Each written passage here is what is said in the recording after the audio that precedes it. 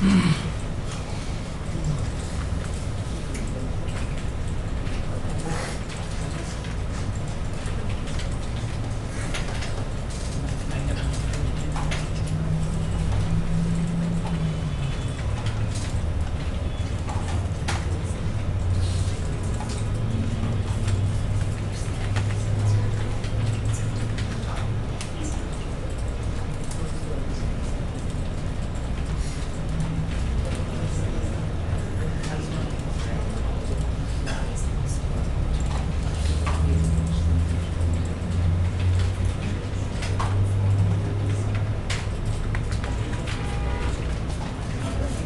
যদি employ information পার্সপেক্টিভে চিন্তা করি, তাহলে যদি আমরা এখানে আসি, আমরা আগে কি করছিলাম, স্ট্রিং নেম, তাই না?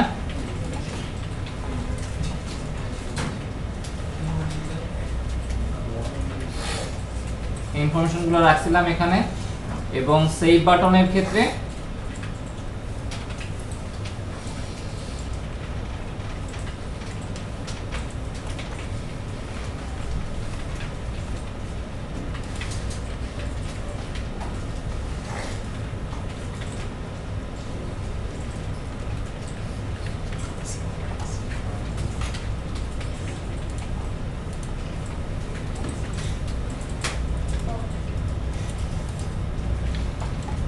সেক্ষেত্রে আমাদের ভেরিয়েবলের ভ্যালুগুলো চলে আসছে। এখন আমরা কি বলতেছি যে আমরা আসলে এটাকে একটা টাইপ, যদি বলি আমরা নেম, ইমেল এবং স্যালারি, এটাকে একটা ইউজার ডিফাইন্ড টাইপে কনভার্ট করে ফেলবো, এবং সেটা টাইপ কি হবে, এমপ্লয়ি টাইপ। সো আমরা বলতেছি কি যে এমপ্লয়ি যখনই আমরা মেনশন করতেছি তখন এমপ্লয়ি টাইপের কি ইনফরমেশন থাকতেছে, নেম, ইমেল এবং স্যালারি। সো এটা মানে টাইপ জিনিসটা আসলে কি বোঝায় বলেন? ডাটা টাইপ কি? ডাটা টাইপ বলতে কি বোঝায়? সে কোন একটা ভ্যারিয়েবলে কি ধরনের ভ্যালু নেবে, রাইট? এখন আমি আপনাকে যদি বলি যে আমি আপনাকে একটা স্টুডেন্ট ফর্ম দিলাম, স্টুডেন্ট ফর্ম দেওয়া মানে কি?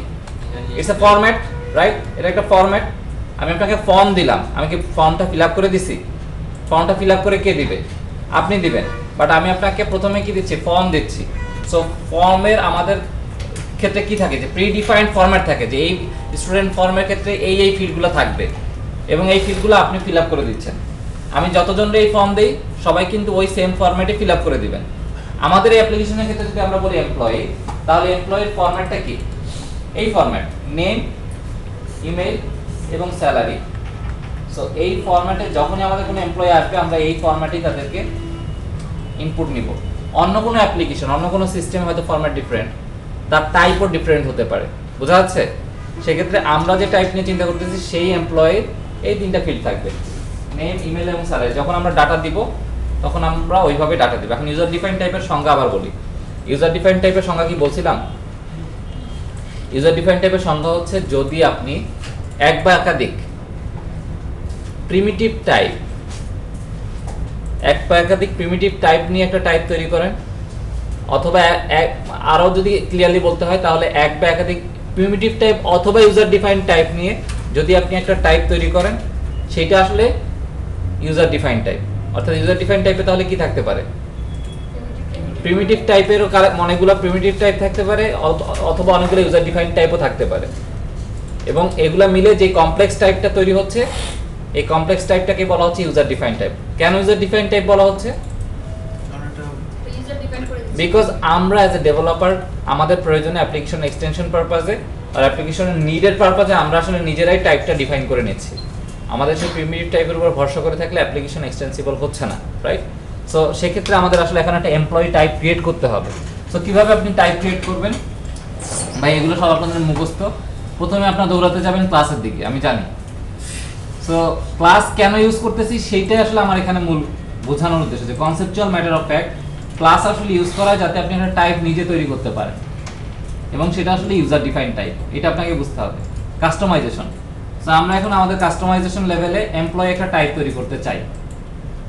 কেন তৈরি করতে চাই এটা কি ক্লিয়ার সবার কাছে? ফাইন। সো আমরা একটা এমপ্লয়ি টাইপ তৈরি করতে চাই, এবং এই কারণে আসলে আপনাকে যেটা নিতে হবে সেটা হচ্ছে একটা ক্লাস।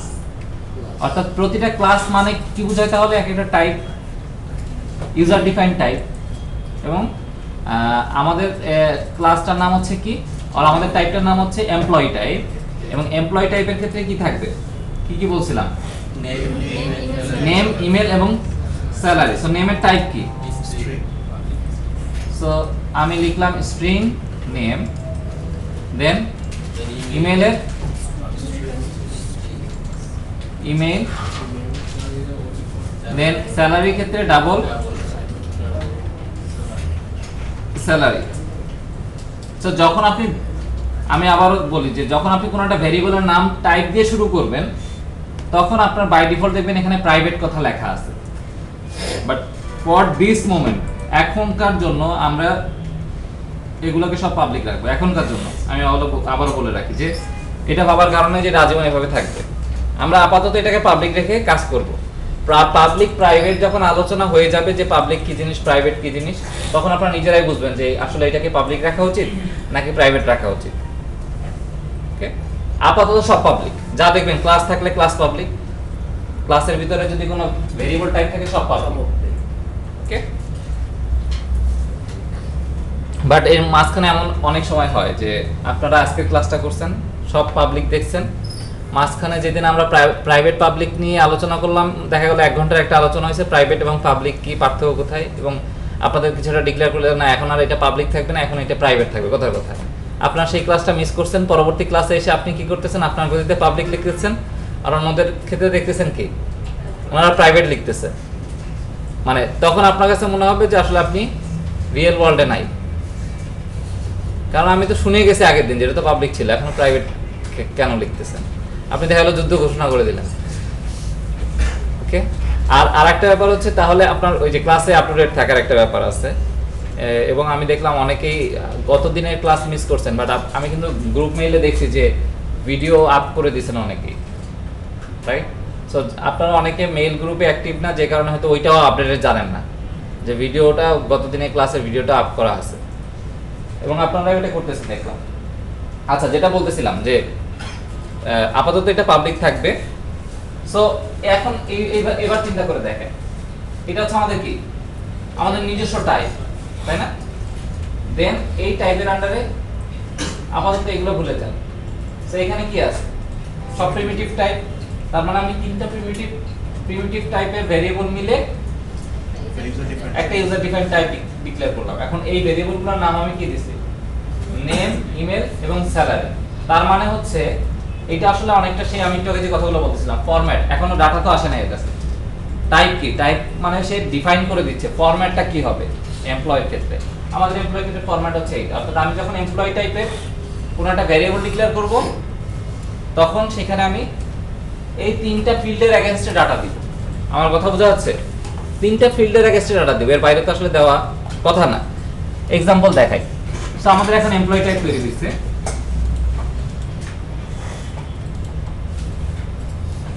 আমাদের ফর্ম ক্লাসে আসি, ভিউ কোড, এটা পরে আসতেছে। সো ধরেন আমরা যদি এখন একটা ইন্টিজার টাইপ ডিক্লেয়ার করি, ইন্টিজার টাইপ নাম্বার ইকুয়ালটা আমরা কি জানি, এর ভ্যালু কি আসবে, মানে কি ইন্টিজার টাইপ মানে কি নিউমেরিক ভ্যালু আসবে, রাইট। সো অর্থাৎ আমি তাকে দিব 10, 20, 30, এর বাইরে তো দিব না। এবার আসেন ইন সেম কনটেক্সট এমপ্লয়ি টাইপের পার্সপেক্টিভে যদি আমরা চিন্তা করি, সো আমি ডিক্লেয়ার করতেছি এমপ্লয়ি টাইপ, এবং এমপ্লয়ি টাইপ অনেকটা কার ইকুইভ্যালেন্ট, ইন্টিজার যেমন একটা টাইপ, এমপ্লয়ি তেমন একটা টাইপ, এবং নাম্বার যেরকম একটা ভেরিয়েবল, আমাদের এমপ্লয়িও একটা ভেরিয়েবল নিতে হবে। ওকে, দেন আপনাকে যে কথাটা লিখতে হবে প্রাইমারিলি সেটা হচ্ছে নিউ এমপ্লয়ি, এই কথাটা লিখতে হবে। যেমন করে লিস্টের ক্ষেত্রে আমরা লিখছিলাম নিউ লিস্ট, অ্যারে লিস্টের ক্ষেত্রে লিখছিলাম নিউ অ্যারে লিস্ট, ঠিক তেমন করেই ইউজার ডিফাইন্ড টাইপের ক্ষেত্রে যখন আপনি একটা ভেরিয়েবল ডিক্লেয়ার করেন, অবশ্যই আপনাকে তাকে ইনিশিয়ালাইজ করে দিতে হবে, না হলে সেটা কাজ করবে না। তাহলে যখন আপনি পরবর্তীতে এটা নিয়ে কাজ করবেন, নাল রেফারেন্স এক্সেপশন দেখাবে। আমার কথা বোঝা গেছে? এটা হচ্ছে ধরে নেন এখন একটা রুল ফর্মুলা, আস্তে আস্তে আপনারা জানবেন কেন এই কাজটা করতে হয়। আপাতত হচ্ছে ধরে নেন এটা একটা ফর্মুলা। সো ইউজার ডিফাইন্ড টাইপের ক্ষেত্রে আপনাকে অবশ্যই এটাকে ইনিশিয়ালাইজ করতে হবে উইথ নিউ কিওয়ার্ড এবং উইথ দ্যাট টাইপ। ফাইন। এখন বলেন এই ভেরিয়েবলটা নিয়ে আমরা কাজ করতে চাই, এমপ্লয়ি টাইপ ভেরিয়েবল নিয়ে, এমপ্লয়ি ভেরিয়েবল নিয়ে কাজ করতে চাই।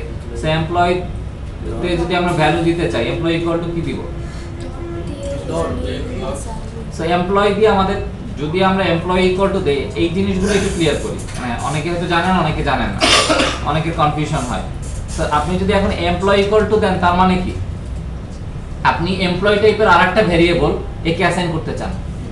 যেমন করে আপনি ইন্টিজার নাম্বার ইকুয়াল টু 10 দিবেন, তার মানে কি 10 আসলে কি এটা ইন্টিজার রিয়েলি, এবং 10টা আসলে আপনি এই ভেরিয়েবলে রাখতেছেন। এবার চিন্তা করেন এইভাবে, এমপ্লয়ি টাইপের একটা ভেরিয়েবল ডিক্লেয়ার করছেন, এমপ্লয়ি ইকুয়াল টু দিবেন, তার মানে কি আপনি এমপ্লয়ি টাইপের একটা ভেরিয়েবল বা এমপ্লয়ি টাইপের কিছু একটা এখানে অ্যাসাইন করতে চান। যদি না চান, আপনি যদি শুধু এমপ্লয়ির নেম দিতে চান, তাহলে আপনাকে কি করতে হবে? তাহলে এমপ্লয়ি নেমে অ্যাক্সেস করতে হবে। সো অ্যাক্সেস করার জন্য আমাদের যেটা ইউজ করতে হয়, ইউজার ডিফাইন টাইপের কিছু ডট, অর্থাৎ এমপ্লয়ি নেম ফিল্ডটা শুধুমাত্র আপনি কাজ করতে চান, সেক্ষেত্রে এমপ্লয়ি ডট নেম, দেন আমরা কি জানি নেম কি টাইপের? স্ট্রিং। সো আমরা যেহেতু এখানে স্ট্রিং ডিফাইন করে আসছি, সেক্ষেত্রে আপনি স্ট্রিং ভ্যালু দিবেন তাকে।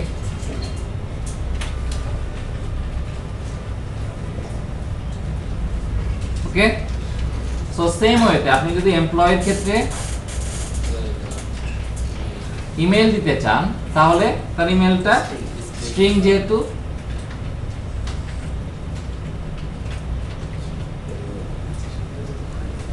দিয়ে দিলেন। এন্ড এমপ্লয়ের আরেকটা কি আছে? স্যালারি। সো স্যালারি আমরা কিন্তু ডট দিলে अवेलेबल পাচ্ছি, দেখতেই পাচ্ছেন, because it's a type and the type is suggesting that যে আমার এই ফিল্ডগুলো আছে, আমি কি এখন এই ফিল্ডে আমি ভ্যালু অ্যাসাইন করতে চাই কিনা।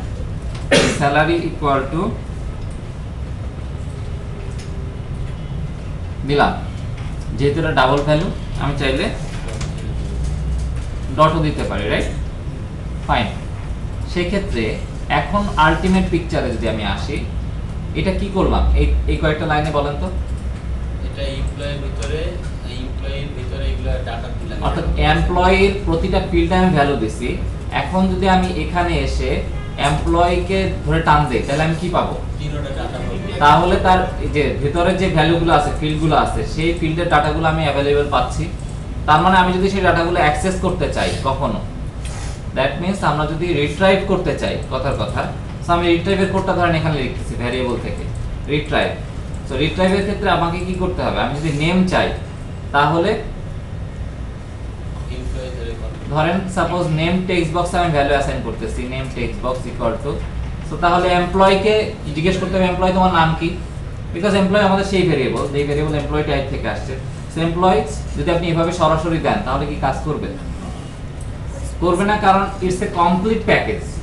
এখন আপনি এমপ্লয়ি ধরে টান দিলে আপনি আসলে কি তার নেম চাচ্ছেন, নাকি তার ইমেল চাচ্ছেন, নাকি তার অ্যাড্রেস চাচ্ছেন, ও তো বোঝা যাচ্ছে না।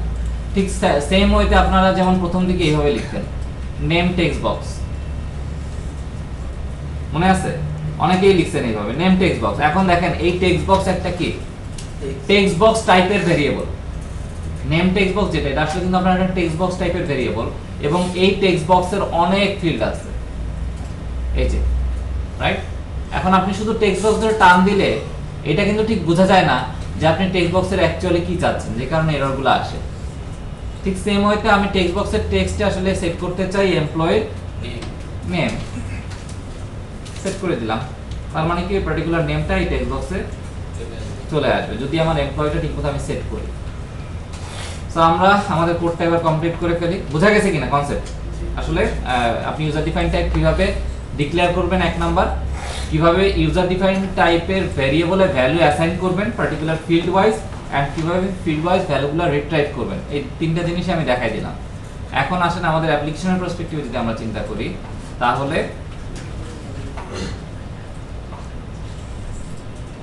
এইটার ক্ষেত্রে সো যখন আমি সেভ করতেছি ইউজারের কাছ থেকে তার নেম, ইমেল, স্যালারি দিচ্ছি এমপ্লয়ের, তার মানে হচ্ছে নেম ইকুয়াল টু কোনটা আসবে? কেন করি আসবে? নেম টেক্সট বক্সের ভ্যালুটা ইমেলে আসবে, ইমেল টেক্সট বক্সের যে ভ্যালু সেটা, রাইট? এবং স্যালারিতে আসবে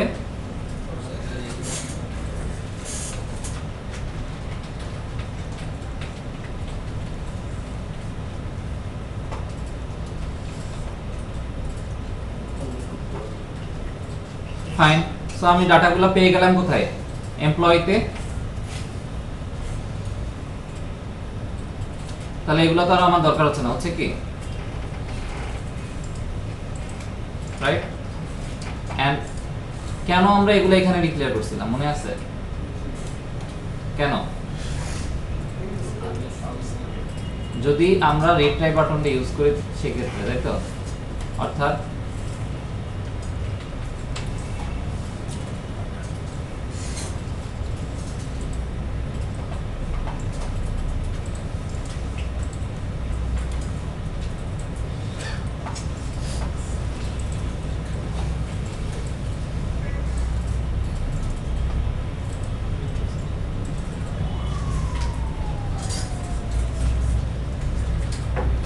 রিট্রাই বাটনটা নিলাম এন্ড এটার ক্লিক ইভেন্টে গিয়ে আমি কি চাবো? এই ইনফরমেশনগুলো আবার টেক্সট বক্সে ব্যাক করুক, কারণ আমি এখানে টেক্সট বক্সের ভ্যালু সব ক্লিয়ার করে দিব।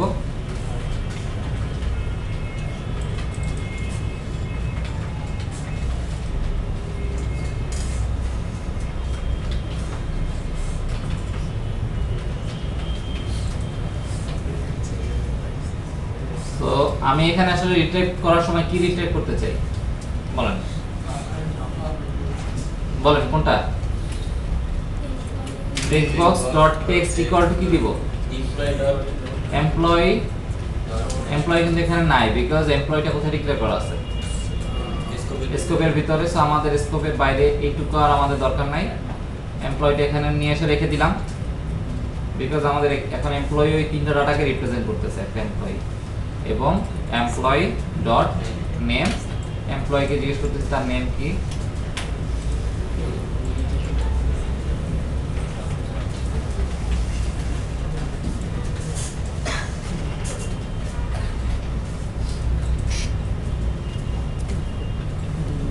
হ্যাঁ হ্যাঁ হ্যাঁ স্যালারি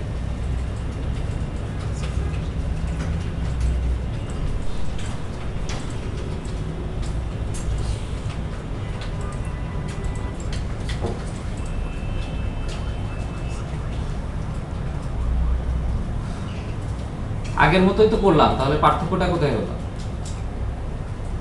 আগে তো শুধু নির্দিষ্ট করে একটা ডাটা তাহলে আগে যেটাতে আলাদা করে তিনটা ভেরিয়েবল ইউজ করছি, এখন আমরা একটা ভেরিয়েবলে সবগুলো ক্লাসে অ্যাসাইন করে সেখান থেকে ভেরিয়েবলের ভিতর ম্যানেজ করতেছি। পার্থক্য কোথায় হবে আর একটু পরে টের পাবেন। জাস্ট আমি এটা একটু দেখাই দিই।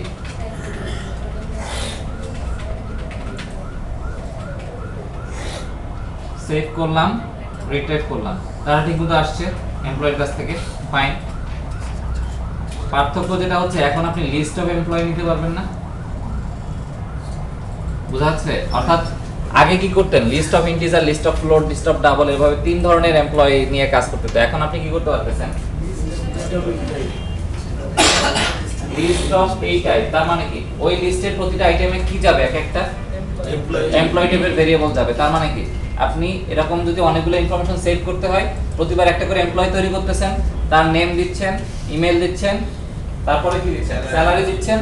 ওইটা ওই ভেরিয়েবলটা একটা লিস্টে একটা আইটেম হিসেবে জমা হচ্ছে। পরে যখন আপনি রিট্রাইভ করতেছেন তখন লিস্ট থেকে কি হিসেবে রিট্রাইভ করবেন? এমপ্লয়ি হিসেবে রিট্রাইভ করবেন এবং সেখান থেকে ভ্যালু দেখাই দিবেন। ফাইন। আগে যে কাজটা করবেন সেটা হচ্ছে এই কাজটা করবেন, রাইট? এখন আমাকে বলেন, আই এম সরি দ্যাট উপরে ফর্মার নাম এখনো আছে, আমরা এটা রিফ্যাক্টরিং করিনি। এখন আমাকে বলেন যে এই যে সেভের যে অপারেশন, অর্থাৎ এতক্ষণ যে কাজগুলো করলাম, এখানে আপনাদের কোনো কনফিউশন আছে কিনা ইউজার ডিফাইন টাইপ নিয়ে? ফাইন। রিট্রাইভের সময় যেভাবে রিট্রাইভ করলাম, ওকে। তো আপনারা ব্রেক থেকে ঘুরে আসেন, তারপরে আমরা